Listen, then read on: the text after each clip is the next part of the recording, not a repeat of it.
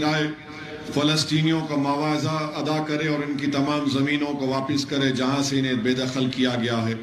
ہم مسجد اقصیٰ کے تقدس کی بار بار پامالی اور بے حرمتی اور مسلمانوں کے تیسرے مقدس ترین مذہبی مقام پر عبادت میں رکاوٹوں کی اسرائیلی کوششوں کی مذمت کرتے ہیں۔ ہم اسرائیل کی طرف سے مقبوض علاقوں میں مثلا غازہ میں حالیہ عرصے میں بمباری کے ذریعے یونانی آرتھوڈاکس سینٹ پورفیرنس چرچ پر جو دنیا کا تیسرا قدیم چرچ پر بمباری کی گئی اس کی بھی مذمت کرتے ہیں۔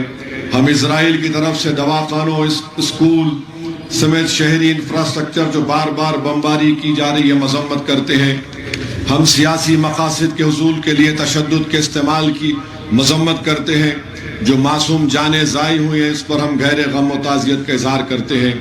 اسرائیل کو اوسلو کے معاہدے کا احترام کرتے ہوئے بین الاقوامی قوانین اور اقوام متحدہ کی قراردادوں پر عمل کرنا چاہیے۔ اسے غازہ پٹی، مغربی کنارہ اور بیت المقدس میں اپنے غیر قانونی قبضوں کو برخاست کرنا چاہیے جو 1967 کے بعد سے کیے گئے ہیں۔ اسرائیل ایک آزاد اور خود مختار فلسطینی ریاست کے قیام میں مزید رکاوٹیں نہ ڈالے۔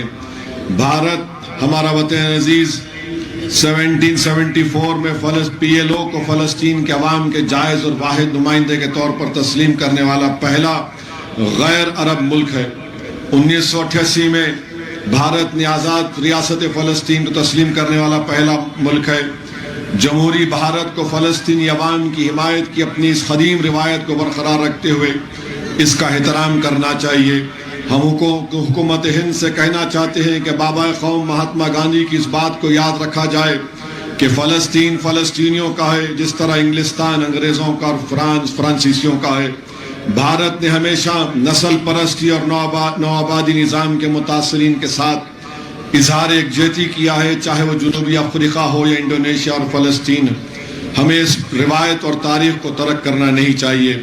ہم بھارت کی کچھ ریاست حکومتوں کی جانب سے غازہ میں اسرائیلی جنگی جرائم بشمول دواخانے، اسکول اور گرجا گھروں مساجد پر حملے کے خلاف عوامی مظاہروں کی حوصلہ شکنی یا پھر مظاہرین کے خلاف مجرمانہ پابندیوں کی مذمت کرتے ہیں۔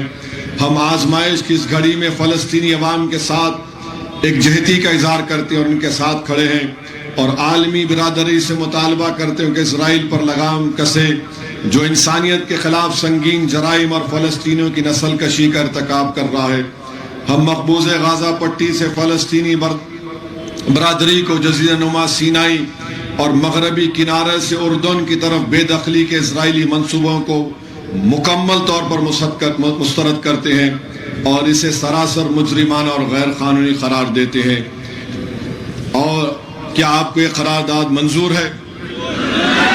تو نعرہ لگائیے، نعرہ تکبیر، نعرہ تکبیر، فلسطین، فلسطین، غازہ کی عوام، غازہ کی عوام۔ میرے عزیز دوستوں اور بزرگوں، آج تک اسد صاحب کا نام لیتے پاگل، اب تک اسرائیل کی جانب سے حملے میں 5080 لوگوں کی شہادت ہوئی ہے، جس میں سے 2000 بچے ہیں، 1119 خواتین ہیں، 190 ضعیف لوگ ہیں، 15890 لوگ زخمی ہیں، 50,000 خواتین غازہ میں پریگننٹ ہیں۔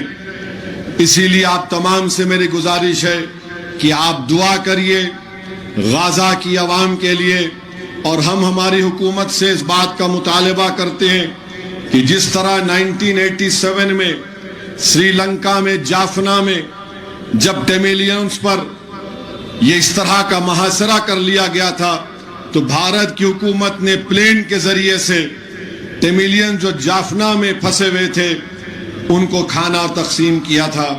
اسی طریقے سے ہم امریکہ کو یاد دلاتے ہیں، برطانیہ کو، فرانس کو، کہ جب دوسری جنگ عظیم 1948 سے 1949 مئی تک جب برلن پر قبضہ ہو رہا تھا تو امریکہ نے سوویت یونین کو کہہ کر ایک کوریڈور بنایا تھا تاکہ وہاں پر برلن کے لوگوں کو کھانا مل سکے۔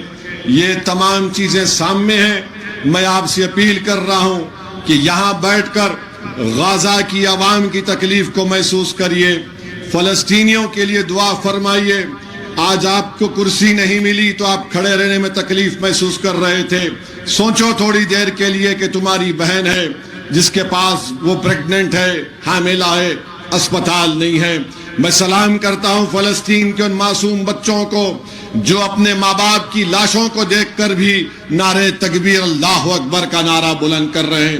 میں سلام کرتا ہوں فلسطین کی ماؤں کو جنہوں نے اپنے اولاد کی لاشوں کو دیکھ کر بھی کہہ رہے ہیں کہ بیت المقدس ہم تجھے چھوڑنے والے نہیں ہیں. میں سلام کرتا ہوں ان بزرگوں کو جو اپنے سامنے اپنی اولاد کی شہادت کو دیکھ کر بھی کہتے ہیں کہ صلاح الدین ایوبی تو بھی مرا نہیں، ہم زندہ ہیں. میرے عزیز دوستوں اور بزرگوں، ہم کو ان کے لیے دعا کرنا ہے. اور میرے ساتھ ایک اور مرتبہ نعرہ لگائیے کہ فلسطین فلسطین، زور سے نعرہ لگائیے، فلسطین فلسطین فلسطین. مسجد اقصی زندہ باد، مسجد اقصی زندہ باد، مسجد اقصی زندہ باد، بیت المقدس زندہ باد. اور جن ظالموں نے ان کو قتل کیا، شہادت ان کو دی ہے، یاد رکھو مسجد اقصی کے ان بنیادوں پر حضرت اسرافیل علیہ السلام سور پھونکیں گے اور اللہ ہر ظالموں سے اپنا بدلہ لے گا. اب میں امیر صاحب سے گزارش کرتا ہوں کہ وہ دعا فرمائیں. دعا ہوگی، دعا کے لیے تقریر کا وقت کوئی تو نہیں ہے. امیر صاحب دعا فرمائیں گے اور خاموشی سے سنیے اور آمین کہتے رہیے.